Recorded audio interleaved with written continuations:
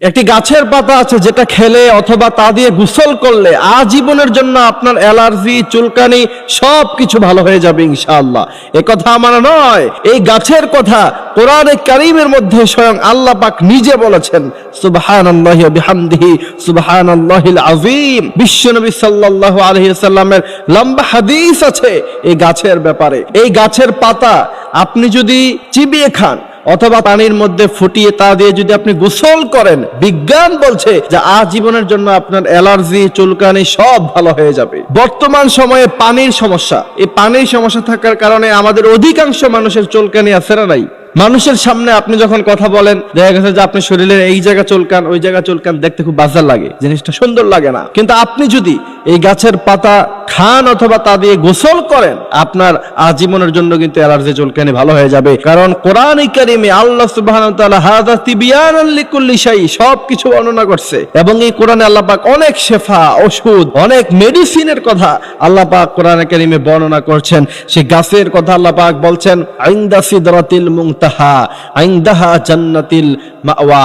আকাশে আল্লাহ পাকের যে আরশ আযীম আছে, সেখানে একটি গাছ আছে, সেই গাছের নাম হলো বরই গাছ।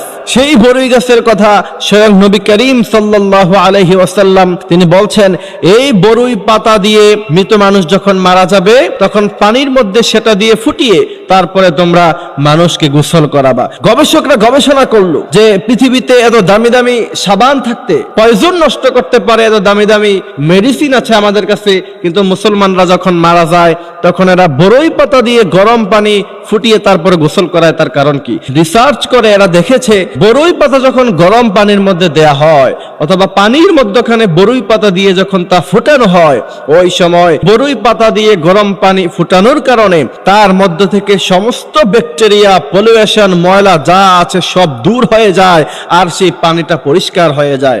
এমন ভাবে পরিষ্কার হয়, ফিল্টারিং করলে সেখান থেকে যেমন ময়লা পরিষ্কার হয়, এর চাইতে আরো ভালোভাবে পানির ভিতর থেকে ময়লা দূর হয়ে যায়, পানিটা পরিষ্কার হয়ে যায়। বিজ্ঞানরা অবাক হয়েছে, ১৫০০ বছর আগে ওই সময় প্রযুক্তি নাই, ইন্টারনেট নাই, গুগল নাই, কিচ্ছু নাই।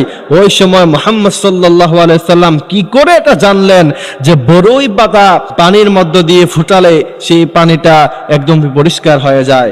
এরা ইসলামের কাছে মাথাকে তারা নত করে দিয়েছে। এই জন্য সেই গাছের পাতা চিবিয়ে সেটা রস খেতে পারেন অথবা তা দিয়ে ফুটিয়ে আপনি যদি গোসল করতে পারেন, তাহলে আপনার শরীরে যেই পলিউশন থাকার কারণে চুলকানি হয় অথবা অ্যালার্জি হয় সেটা কিন্তু ভালো হয়ে যাবে। এই জন্য আমার প্রিয় ভাইয়েরা, আমাদের যাদের এই সমস্যাটা প্রায় আছে, আমাদের নামাজের মধ্যে অনেক সমস্যা হয়, সিজদা করতে গেলে অনেক সমস্যা হয়, নামাজে দাঁড়ালে অনেক কষ্ট হয়, আরাম মতো ইবাদত করা যায় না, কোরআনে কারীম তেলাওয়াত করা যায় না। এই জন্য প্রিয় ভাইয়েরা আমার, আমরা এই সিস্টেমটা আমরা অবলম্বন করতে পারি। আল্লাহ সুবহানাহু ওয়া তাআলা আমাদেরকে বোঝার, মানার তৌফিক দান করুক। আমিন।